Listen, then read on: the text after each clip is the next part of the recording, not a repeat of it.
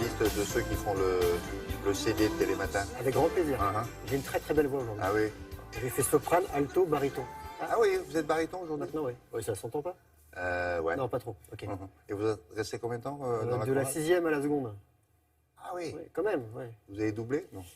J'ai doublé ma seconde, mais on m'a demandé de partir après. Voilà. Bon, allez, on y va. On va parler de football avec les huitièmes de finale de la Coupe de France. Il y avait 3 rencontres hier, ça passe pour Bordeaux-Angers. En revanche, c'est tombé pour Auxerre. On commence par les Bordelais. Bordeaux, regardez, 5e de Ligue 1 qui accueillait Lorient, lanterne rouge de l'élite. Alors les Bretons ouvrent le score. Jeannot mène en bateau Carasso, gardien de Bordeaux.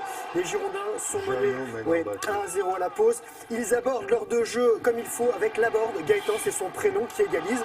Et Bordeaux qui repart à l'abordage. Laborde qui s'offre un doublé. Voilà, 2-1 pour les Bordelais qualifiés pour les quarts de finale. Tout va bien pour Bordeaux.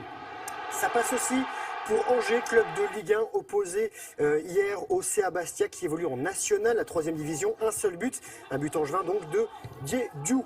Et Auxerre, que vous allez voir en bleu, antépénultième de Ligue 2, a trébuché sur la pelouse de Fréjus-Saint-Raphaël, club de CFA, la 4e division. Le petit poussé, comme on dit dans cette compétition. Saluons messieurs Mendy et Clili, les buteurs varois. Ce soir, PSG, qui est le tenant du titre, joue à New York, club de Ligue 2. Et à suivre le choc Marseille-Monaco sur France Télévisions. Un dernier résultat de foot, demi-finale allée de la Coupe d'Italie. La Juventus Turin a battu Naples et Paulo Dybala a inscrit 2 pénaltys. L'Argentin qui régale ses fans avec cette célébration. Le Dybala masque, il a expliqué que c'est le masque d'un gladiateur, car il dit: quand on lutte, on doit parfois porter un masque de guerrier et il faut être fort mais jamais perdre le sourire et sa gentillesse. Voilà, il y a même des drapeaux. Comme ça, on va revoir ça, vous allez voir. Pour être coach personnel. On va revoir ça, ça va plaire à d'autres. Il y avait le DAB, il y avait le masque. Dybala masque. Le masque. Ça vous a plu? Oui, c'est nouveau. C'est nouveau, voilà. Donc on va le revoir. Ça change. On parle un peu de tennis rapidement à Dubaï et à Acapulco. On va commencer par Dubaï avec Monsieur Pouille qui est plutôt en forme là-bas. Lucas Pouille qui n'a pas perdu son temps pour son entrée en lice à Dubaï. Le finaliste malheureux dimanche à Marseille, 15e mondial, n'est resté que 56 minutes sur le court pour battre le Tchèque Pavlazek, 93e du classement. 6-2. 6-2. Pour son retour, plus d'un mois après l'Open d'Australie, Andy Murray, l'Écossais, patron du circuit, lui a battu le Tunisien Jaziri 7-6.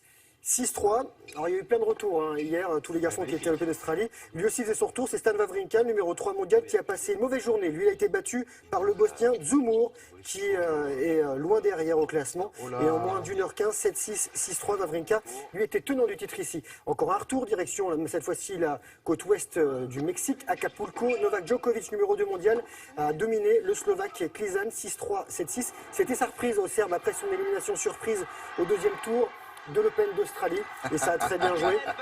Et un dernier résultat de tennis avec Nadal, 6e mondial, qui était opposé lui à l'Allemand Zverev, l'Espagnol, lui aussi de retour après sa défaite en finale à Melbourne fin janvier. Il gagne 6-4, 6-3. C'est chaud à Acapulco la nuit, C'est chaud la nuit. dans cette saison. Et c'est sympa sur la plage aussi. C'est pour ça aussi. On devrait aller faire des reportages. Vous voulez aller chanter sur la plage, d'accord. Voilà. Non, pas On chanter. vous mettra une photo, puis on fera ici.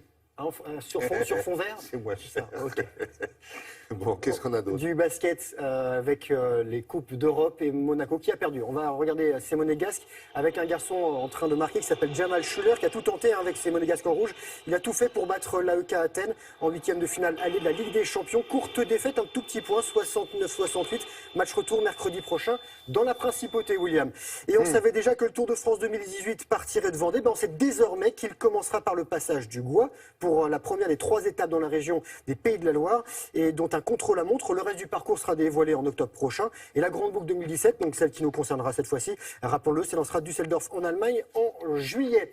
Et je rappelle que cette jeune fille, vous la connaissez pas, je voulais vous parler d'elle. Elle s'appelle Merit Bjørgen, elle est norvégienne, elle a presque 37 ans, ce sera la fin du mois.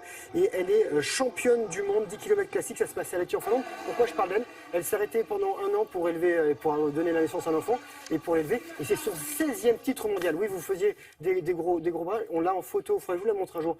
Elle est costaud, hein? Très. Elle a pourtant, sachez que j'ai comme des biceps bien développés et cette jeune dame, elles sont plus larges que les miens. Oui, je me lâche maintenant. C'est plaisir, c'est cadeau. Merci beaucoup.